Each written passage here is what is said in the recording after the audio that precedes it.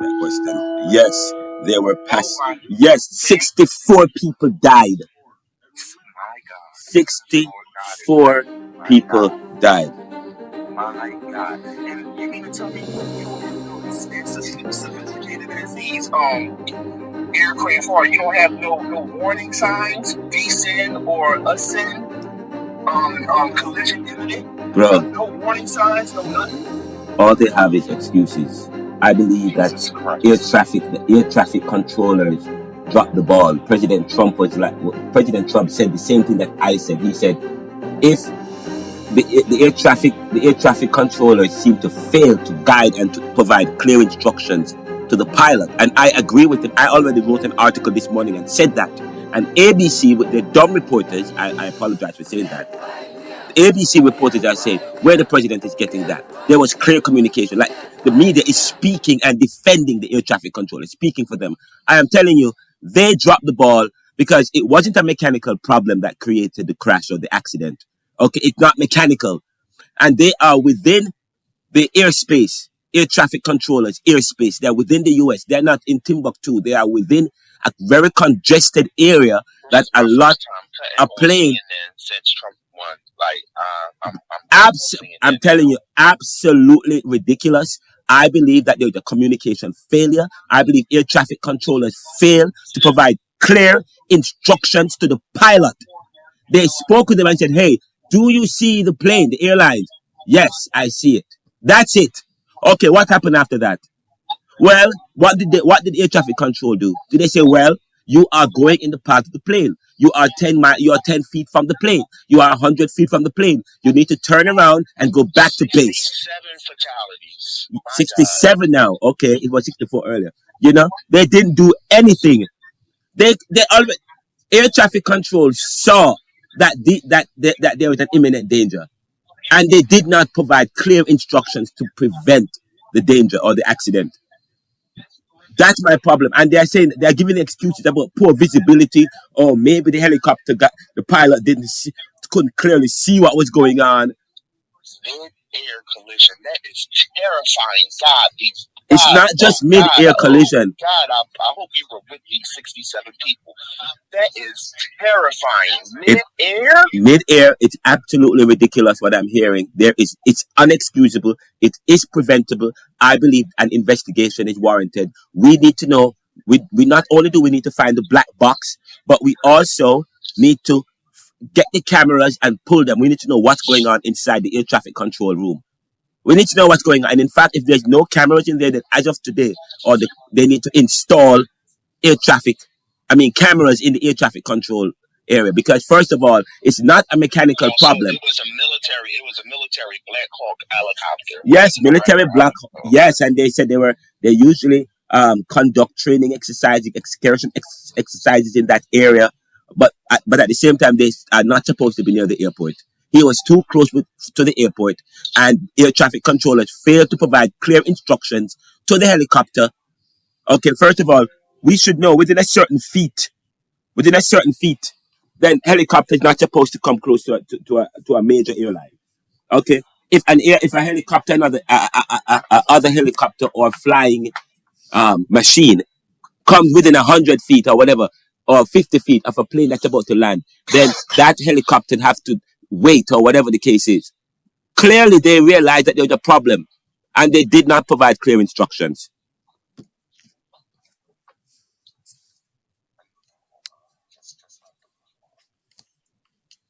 Absolutely ridiculous. I actually wrote an article this morning, a long article, entitled Air Traffic Control Failures, the Preventable Helicopter Crash near Reagan National. We have written an article entitled Air Traffic Control Failures, the Preventable Helicopter Crash near Reagan National, published in the Neoliberal Post earlier today. In the article, published January 30, 2025, I said the recent collision between a helicopter and an American Airlines plane near Reagan National Airport raises urgent questions about air traffic control's role in preventing such disasters. With millions invested in cutting-edge radar and communication systems, why did ATC fail to steer the helicopter away from restricted airspace? Why wasn't the standard separation between aircraft maintained? At what point did air traffic controllers notice the helicopter's proximity to the commercial airline? Reports suggest that they only became fully aware of the danger seconds before impact. This is deeply troubling. Shouldn't ATC have been tracking both aircraft movements with enough time to issue a clear warning? We need to know what instructions, if any, were given. Did ATC inform the helicopter that it was approaching active flight paths? When did pilot acknowledge seeing the plane? Did controllers issue urgent corrective instructions, such as turning 20 degrees away?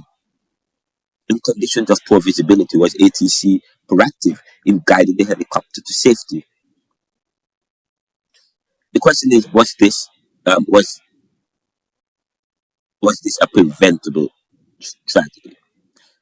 Now, this crash didn't happen due to mechanical failure. That's the first thing. It occurred within the air traffic control zone under the supposed supervision of trained professionals. The public deserves transparency. We need to ask ourselves, one, what exactly was happening inside the ATC tower at the time? And two, was there a miscommunication or a delay in response? Three, were controllers distracted, overwhelmed, or simply negligent? The aviation industry must address these concerns. More oversight is needed, including cameras inside air traffic controllers or control centers to ensure proper protocols are followed. Now, let's turn our attention to the erosion of passenger confidence. As someone who already experiences anxiety while flying, this incident further erodes confidence in the safety of air travel in the US. Of course, some time ago we learned of the accident, of the catastrophe in Brazil. We said no, never. It will never happen here. It hasn't happened It's been 16 years. Nothing like this has ever happened. And of course, with all its resources and technology. So I mean, if ATC, with all its resources and technology, cannot prevent such an avoidable disaster, how can passengers trust that similar mistakes won't happen again? This event should serve as a wake-up call.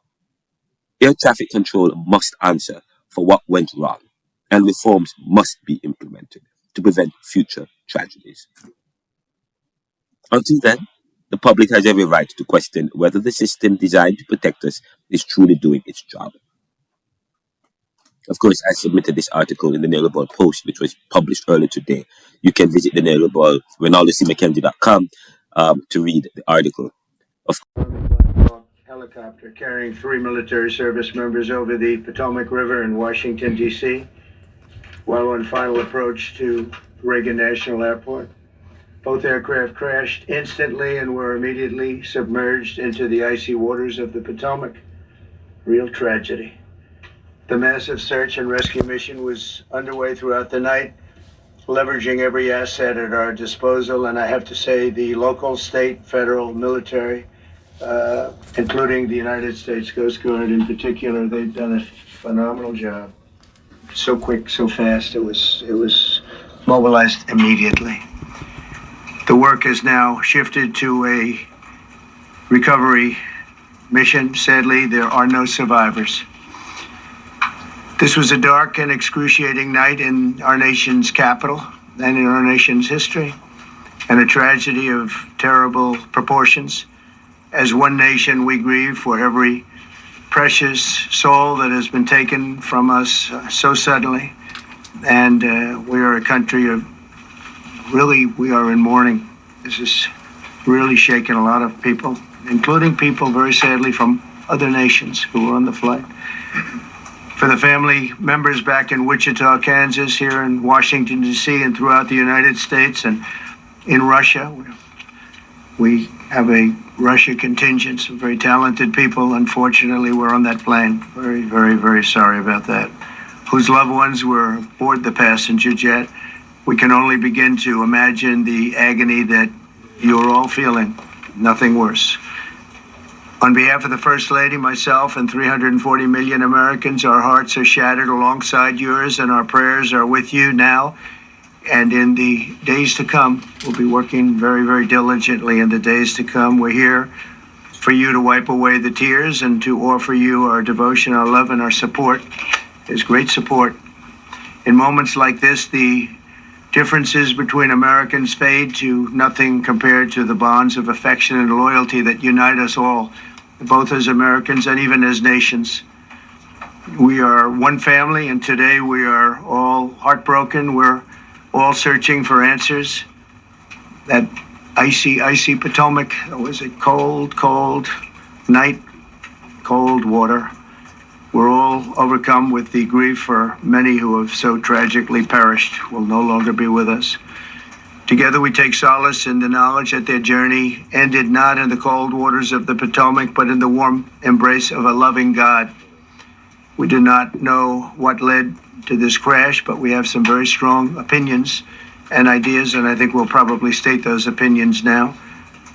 Because over the years I've watched as things like this happen, and they say, well, we're always investigating, and then the investigation 3 years later, they announce it. We think we have some pretty good ideas. But we'll find out how this disaster occurred, and we'll ensure that nothing like this ever happens again. The FAA and the NTSB and the U.S. military will be carrying out a systematic and comprehensive investigation. Our new Secretary of Transportation, Sean Duffy, his second day on the job when that happened. It's a rough one. We'll be working tirelessly. He's a great gentleman. The whole group these are great people, and they are working tirelessly to figure out exactly what happened. We will state certain opinions, however. I'm also immediately appointing an acting commissioner to the FAA, Christopher Rocheleau, a 22-year veteran of the agency, highly respected. Christopher, thank you very much. Appreciate it. We must have only the highest standards for those who work in our aviation system. I changed the Obama standards from very mediocre at best to extraordinary. You remember that. Only the highest aptitude, have to be the highest intellect and psychologically superior people were allowed to qualify for air traffic controllers. That was not so prior to getting there. When I arrived in 2016, I made that change very early on because I always felt this was a job that, and other jobs too, but this was a job that had to be superior intelligence, and we didn't really have that, and we had it. And then when I left office and Biden took over, he changed them back to lower than ever before. I put safety first. Obama, Biden, and the Democrats put policy first. And they put politics at a level that nobody's ever seen, because this was the lowest level. Their policy was horrible, and their politics was even worse. So as you know, last week, long before the crash, I signed an executive order restoring our highest standards for air traffic controllers and other important jobs throughout the country. So it was very interesting. About a week ago, almost entering office, I signed something last week that was an executive order, very powerful, on restoring the highest standards of air traffic controllers and others, by the way. Then my administration will set the highest possible bar for aviation safety. We have to have our smartest people. It doesn't matter what they look like, how they speak, who they are. It matters intellect, talent, the word talent. They have to be talented, naturally talented geniuses. You can't have regular people doing that job. They won't be able to do it. But we'll restore faith in American air travel. I'll have more to say about that. I do want to point out that various articles that appeared prior to my entering office, and here's one. The FAA's diversity push includes focus on hiring people with severe intellectual and psychiatric disabilities. That is amazing. And then it says FAA says people with severe disabilities are most underrepresented segment of the workforce, and they want them in, and they can be air traffic controllers. I don't think so. This was in January 14th, so that was a week before I entered office. They put a big push to put diversity into the FAA's program. Then another article, the Federal Aviation Administration, this was before I got to office, recently, second term. The FAA is actively recruiting workers who suffer severe intellectual disabilities, psychiatric problems, and other mental and physical conditions under a diversity and inclusion hiring initiative spelled out on the agency's website. Can you imagine? These are people that are, actually their lives are shortened because of the stress that they have. Brilliant people have to be in those positions, and their lives are actually shortened, very substantially shortened, because of the stress, where you have many, many planes coming into one target, and you need a very special talent and a very special genius to be able to do it. Targeted disabilities are those disabilities that the federal government, as a matter of policy, has identified for special emphasis in recruitment and hiring. The FAA's website states they include hearing, vision, missing extremities, partial paralysis, complete paralysis, epilepsy, severe intellectual disability, psychiatric disability, and dwarfism all qualify for the position of a controller of airplanes pouring into our country, pouring into a little spot, a little dot on the map, a little runway. The initiative is part of the FAA's diversity and inclusion hiring plan. Think of that. The initiative is part of the FAA's diversity and inclusion hiring plan, which says diversity is integral to achieving FAA's mission of ensuring safe and efficient travel. I don't think so. I think it's just the opposite. The FAA website shows that the agency's guidance on diversity hiring were last updated on March 23rd of 22. They wanted to make it even more so. And then I came in, and I assume maybe this is the reason. The FAA, which is overseen by Secretary Pete Buttigieg, a real winner. That guy's a real winner. Do you know how badly everything's run since he's run the Department of Transportation? He's a disaster. He was a disaster as a mayor. He ran his city into the ground, and he's a disaster now. He's just got a good line of bullshit. The Department of Transportation is government agency charged with regulating civil aviation. Well, he runs it, 45,000 people, and he's run it right into the ground with his diversity. So I had to say that it's terrible. Then it's a group within the FAA, another story, determined that the workforce was too white, that they had concerted efforts to get the administration to change that and to change it immediately. This was in the Obama administration just prior to my getting there. And we took care of African Americans, Hispanic Americans. We took care of everybody at levels that nobody's ever seen before. It's one of the reasons I won. But they actually came out with a directive, too white. And we want the people that are competent. But now we mourn and we pray and would like to ask all Americans to join me in a moment of silence as we ask God to watch over those who have lost their lives and bring comfort to the loved ones. And I just want to say God bless everyone in this room. This has been a terrible, very short period of time. We'll get to the bottom of it. So we all saw the same thing. We've seen it many times. I've had the honor of hearing tapes. Tapes are scary, very scary tapes. You had a airliner coming in, American Airlines. He was doing everything right. He was on track. He was the same track as everybody else. They came in. It's probably the same track as. We're listening. This is the Neoliberal Round podcast. We're listening to Donald Trump, a live for some reason comment or presentation by the commentary by the president. A live presentation by the president. Obviously, when they hit, but pretty much the same height.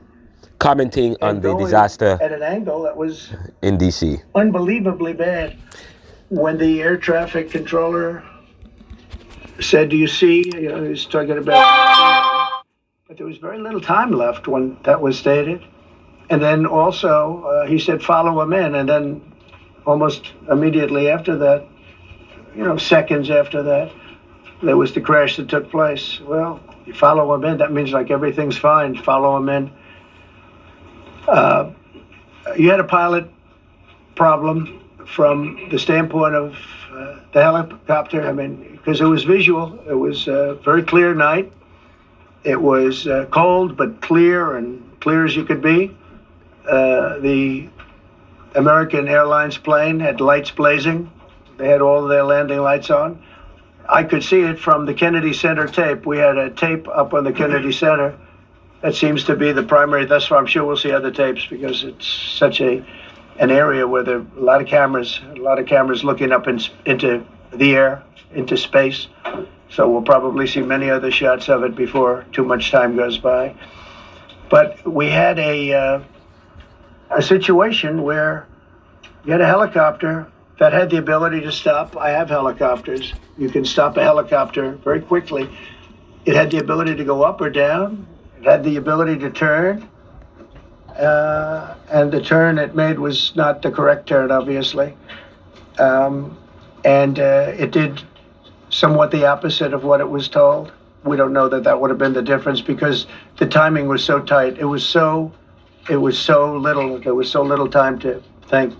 But what you did have is you had vision. The helicopter had vision of the plane because you had vision of it all the way, perfect vision of it all the way from at Kennedy Center where the tape was taken. And for some reason, there weren't adjustments made. Again, you could have slowed down the helicopter substantially. You could have stopped the helicopter. You could have gone up. You could have gone down. You could have gone straight up, straight down. You could have turned. You could have done a million different maneuvers. For some reason, it just kept going and then made a slight turn at the very end, and by that time it was too late. They shouldn't have been at the same height, because if it was at the same height, you could have gone under it or over it, and nobody realized, or they didn't say that it's at the same height. At the same height, which still wouldn't have been great, but you would have missed it by quite a bit. Could have been 1,000 feet higher. It could have been 200 feet lower. But it was exactly at the same height, and somebody should have been able to point that out. So all of this is going to be studied, but it just seems to me, from a couple of words that I like to use, the words common sense, some really bad things happened, and some things happened that shouldn't have happened. So you had a helicopter going in an identical direction. You had a helicopter that was at the exact same height as somebody going in essentially the opposite direction. You had a plane that was following a track, which is a track that every other plane followed. And I don't imagine, I know I've heard today that they might have been following the preceding plane, which was pretty close, but not that close, the preceding plane. But you wouldn't have even been able to see that because of the direction that the helicopter was coming in at. So you had a confluence of bad decisions that were made, and you have people that lost their lives, violently lost their lives. We're going to take a few questions. I'd like to ask our new Secretary of Transportation. We will leave the proceedings here, and we'll try and get some questions from the president.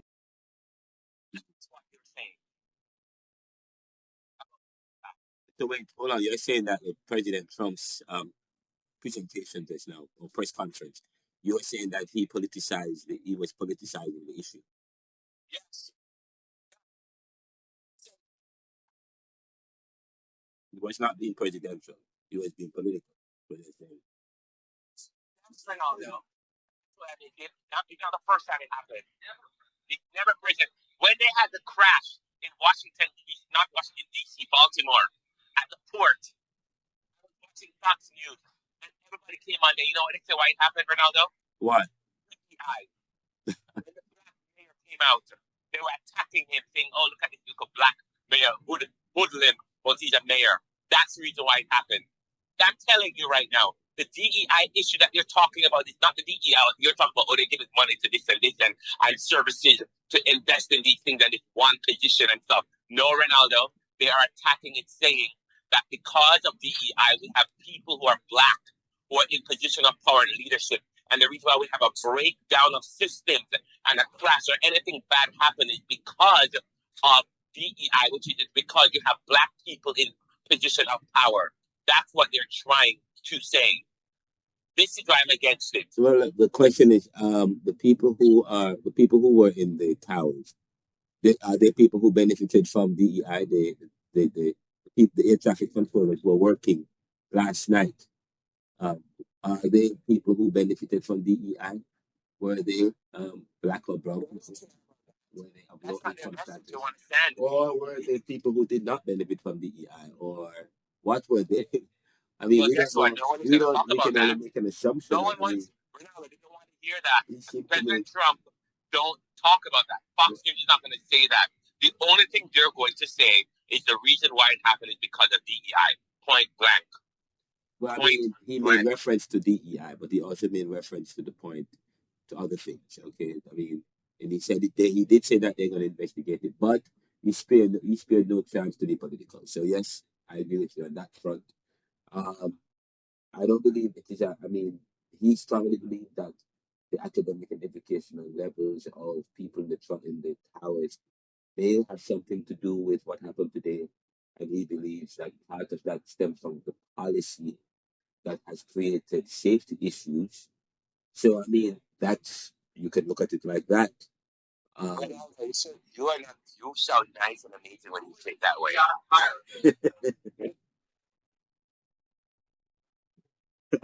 I am being very, Ricardo. I am trying to be a very. I'm in the middle. I'm trying to be fair to all point of views because we won't get to the answers.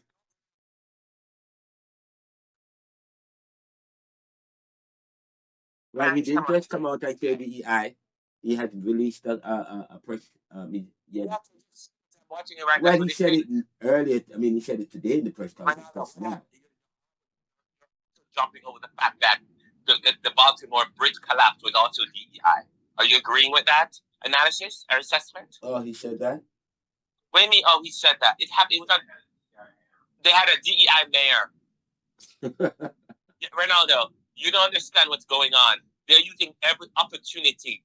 You might be wrong, so that they are stating the reason behind these corporations and everything. Renaldo, they are slowly. It's race. That's what I'm trying to say. It's racism. They're slowly trying to peel away so that they're trying to say that think twice before you hire a black person to lead a company. Think twice before you're going to put a black person to do that. Because they're trying to, right now, they are creating a racist system and structure so that they could prevent people like black people saying that the reason why we're in position, even though when 9/11 happened, there was no DEI policies. During back when Pearl Harbor, there was the DEI, but nobody's talking about that. They don't care. They're gonna jump around that and dilly dally around it. But I'm telling you, they're having a system of racism. That's why they're trying to go back in the day to when America had no black people working in position of authority. They're eroding all. Well, I mean, it's difficult to do that because now we have history that and books that is showing unsung heroes like that the black women who were instrumental in coming up with the calculations necessary for us to the first lunar trip, and and I think that was true. and I think You're right. that was the People that voted for Trump said that we have these black. We never made it to the moon. That's what they're saying. I was talking to one of Trump's voters. We didn't make it to the moon. So that's what they're saying. Conspiracy theories that we didn't make it. So these black women didn't do anything, Renaldo. You don't understand it. Well, I mean, I know they're attacking critical history. Any history that any history that any history that critically analyzes and assesses the contributions that other persons have made. If certain people don't make contributions to history, then that's not history. It must be hidden. It must be removed, so that we can continue the history that we have today. that praise a particular people and continue privilege. Um, Donald Trump talked on the campaign trail. He talked about dogs eating, or Haitians were eating dog or something of the sort. And that defined his campaign yet. And now he's so it's also gonna define his presidency. And that's exactly what people voted for. Okay. So but the fact of the matter is my point is that I believe that there was a failure by the air traffic controllers dropped the ball because we have the technology in the air traffic control centers that should be able to not only rely on visible eyesight, but also the data that shows positioning and direction and what's going on. So I don't understand why they did not provide clear instructions for the helicopter to turn around in a particular way and to go back in a particular way. I think that is missing. I want to find out if there are cameras inside the air traffic control room that we can help to determine what happened in the air country in the control room. Um, I'm hearing that all of a sudden they can't find the black box. Okay, they can't find the black box. That is kind of interesting. But I don't think we need the black box only. I think they were within Ricardo, they were within the air traffic control zone. Where they are there in DC, lots of cameras. But I also need to find out what is going on in the air traffic room. The air traffic room. What's going on there? Don't they have the technology to see on the data this on their screen where planes are, where all these things are, and to provide? I say, wait, no. And first of all, the helicopter shouldn't be within 100 feet of a landing plane for passenger ship. They keep saying, oh, it's a congested area. Fine, if it's a congested area, that's why you have air traffic control to help monitor and to prevent any kind of catastrophe like this, to give clear instructions. Gabe, is he disabled? Was he a black man? I mean, I don't think the matter is, I don't think diversity, equity, and inclusion dumb down the requirement or dumb. It does not. Like diversity and equity and inclusion only provide an opportunity for other people with the same skill set and can do the same thing to come in because the system has a way of preventing access because we live in a very discriminatory society. So diversity, equity, and inclusion that provides a way for people who have certain disabilities or of certain sexes and races to be able to do jobs that white people are predominantly doing is School. To, to hit your yeah, target. you have to hit your target. You have to be among the best of the best. You have to be among the brightest of the brightest. So but I believe well I don't believe yeah, I don't believe that focusing. I think that is a myopic way of resolving or dealing with the issue. And if we're too myopic, we will never be able to resolve this issue that this catastrophe that has happened. That's why we constantly have 9/11 and so on and so forth, because we politicize issues and we make it and we become very myopic.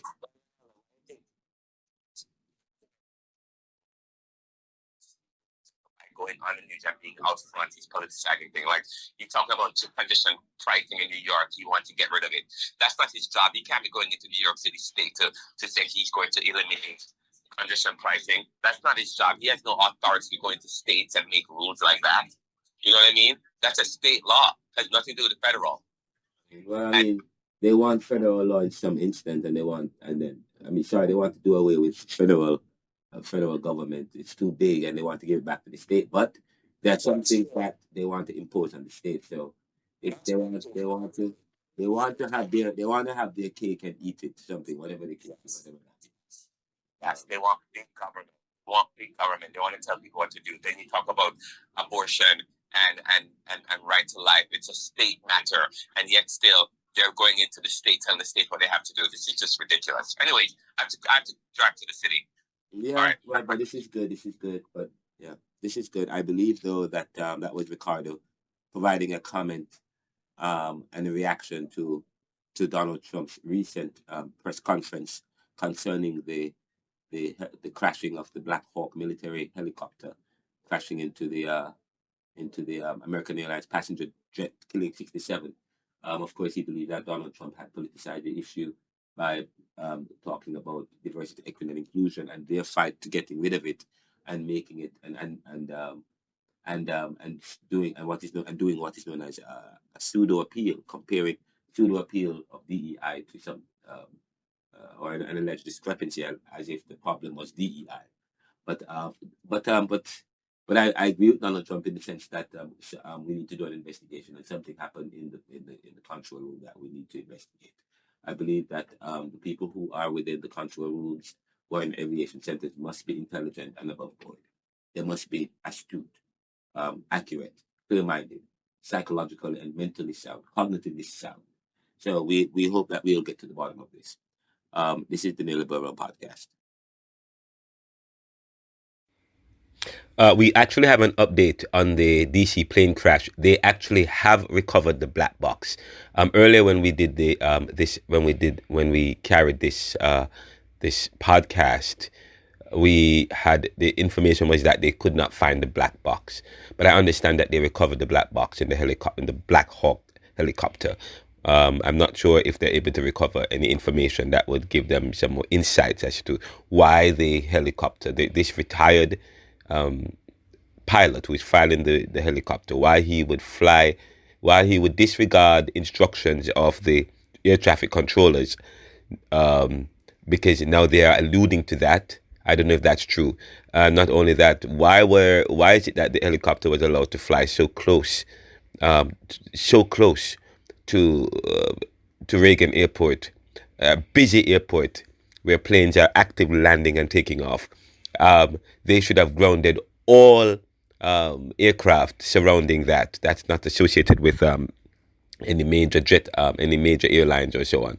They should have done that. That was not done. I'm understanding that they did not hire. They have a problem of staffing. These are serious issues, but those are sometimes scapegoat issues. Whether or not you have staffing matters, staffing cannot trump security issues. You can pull from everywhere. Bonuses can be cut. But one thing that cannot be cut and should not be cut is the people in the air traffic control room. And you cannot give an excuse. And I'm happy that they sacked or fired the director. And I understand that Donald Trump has appointed another director. I believe it. I continue to say that air traffic control dropped the ball. And every time you have an incident like this, they always allude to either inadequate staffing or something. Not in certain areas. Certain areas you don't remove the staffing, okay? Because you can't pay them or whatever. You pull from everywhere else, or the directors, you cut their salaries. But there's one thing you cannot cut. There are certain essential jobs that require a kind of staffing. This is the Neoliberal podcast.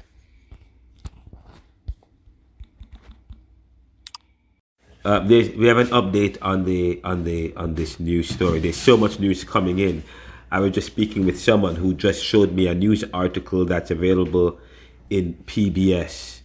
In the article said that heads of TSA, that the TSA, Coast Guard, fired on Trump's first full day in office,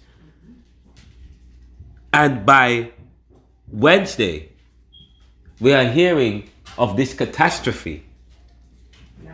By Wednesday, we are hearing of this catastrophe. I wonder if, I know we're hearing that limited staffing could be part of the issue. This is interesting, but Trump was Trump scapegoating DEI as DEI when the day before he had fired everybody in TSA, removed key roles and key personnel, and saying that they're wasting resources. And by Wednesday we are having a crash, and they're saying because the aviation messed up and because of limited staffing, that is why all of the mix-up and confusion happened with this Black Hawk colliding in this plane. This is interesting. And then you're wondering if that, did you think that the people at aviation deliberately dropped the ball so as to send a message, but would they be so callous to send such a message? But I mean, there's so much. We can't be myopic. I told my brother, we cannot be myopic in looking at the issues. If we are too myopic, we skip the other issues because there are other issues at play. With this story, this news regarding this plane crash is not a simple issue because we have to study the impact and consequences of Donald Trump executive orders. What impact? What is the impact? What are the impact? What impact is it making in society? I know we're saying by the next day we're having big plane crash and all of that. This is quite interesting. I'm gonna have to follow up with this. By the way, you can check PBS. It's in the news. This is the Neoliberal podcast. Here is the full story regarding the crash with the Black Hawk helicopter and the American Airlines passenger jet plane over the Reagan Airport. At 8:47 p.m., an Army Black Hawk helicopter collided with a regional jet in the nation's capital. The crash occurred over the Potomac River near Reagan National Airport, killing 67 people. It's one of the most restricted airspaces in the country, but this particular area has long worried pilots, like retired Army officer Darrell Feeler. Here's everything we know about why that area is so precarious. The 33-mile radius around Washington, D.C. is considered a special flight rules area. Pilots have to have advanced clearance from the FAA to fly there, and the aircraft must have altitude encoding transponders, among other things. Within that, there's a 17-mile flight restricted zone around the Reagan Airport with even stricter rules. And then there are prohibited areas around the White House, National Mall, and the Vice President's residence. But even with the restrictions, it's still one of the most congested airspaces in the country, with civilian, military, police, and other government aircraft constantly operating. So to help manage this, DC has designed or designated helicopter corridors as well as altitude restrictions to keep everyone safe. So what happened during the crash? Flight data shows the Black Hawk helicopter flying south down a helicopter corridor over the Potomac River. Military officials say the pilots were experienced and were conducting an annual night training mission known as Check Ride. Meanwhile, American Airlines Flight 5342 was traveling north toward Reagan National. It was originally supposed to land on runway 1 with a flight path that goes up the river, but at approximately 8:42 p.m., minutes before landing, the jet was told to use a different, shorter runway. Runway changes aren't usual, but it meant the plane had to bow right before turning sharply left and cutting across the helicopter corridor. A move that pilots say makes the jet hard for helicopters to see, especially at a low altitude. There are also questions about staffing of air traffic control that night and whether more people should have been working. Another potential problem was altitude. Helicopters are supposed to fly below 200 feet in this part of the corridor, but flight data shows the helicopter may have risen above 300 feet as the airplane was descending from 400 feet. Officials say data from the aircraft's recording device still needs to be investigated to confirm, but Feller says even if altitude was a factor, something else likely went wrong before that.